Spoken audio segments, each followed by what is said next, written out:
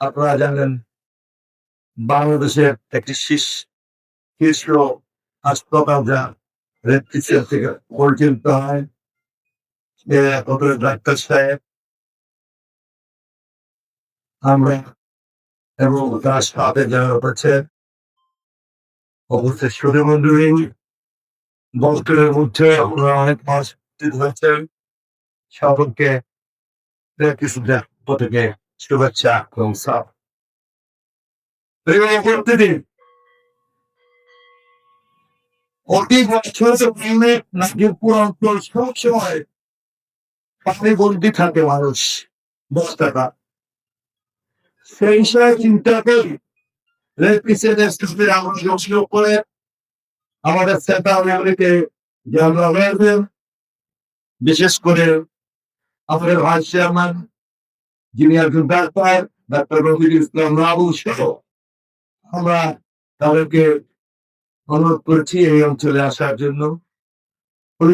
যিনি ডাক্তার এসেছেন বাড়ি কিন্তু সন্দেহে উনি সেই সন্দেহবাসী, উনি আমাদের দুঃখ ভালো বুঝবেন কারণ ওই অঞ্চলে এরকম পানি নিবজ্জিত থাকে।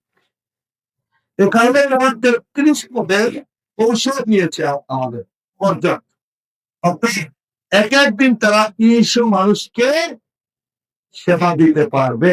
ঔষধের সেবা আমার যত আসবে সবাইকে তারা দেখে আবার ভাগ করে নিলেও তার চেয়ে সংখ্যা আরো বাড়বে। প্রিয় ভাই বোন, ৪.৫ কোটি পরিবারকে ট্যাবলেট খাওয়ার চিন্তা যাবে না। এই কারণে তো আমরা একত্রিত তখন রয়েছি।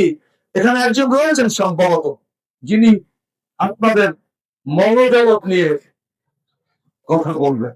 উনাকে তার ছাড়া কিসের ছাড়া তাদের প্রশ্ন একত্রিত হয়েছে ১ লক্ষ কর্মী চিকিৎসক আদরে ডাক্তার নিয়োগ দেওয়া। কারণ ডাক্তাররা কি কাজ করবে? একদিকে আপনাকে জানাবে কি খেলে ক্যান্সার হয় না, কি খেলে ক্যান্সার হয়, কোন আপনি চললে আপনি সুস্থ থাকতে পারবেন, কি কি আজকে আমি দেশের বাইরে ডাক্তার দেখিয়ে এসেছি।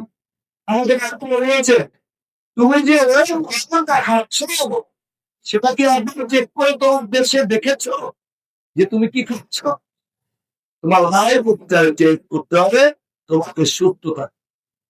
তাহলে আমাদের জীবনযাত্রা কি হবে সেটা বোঝার জন্য কিন্তু একজন মানুষের তো আমাদেরকে সচেতন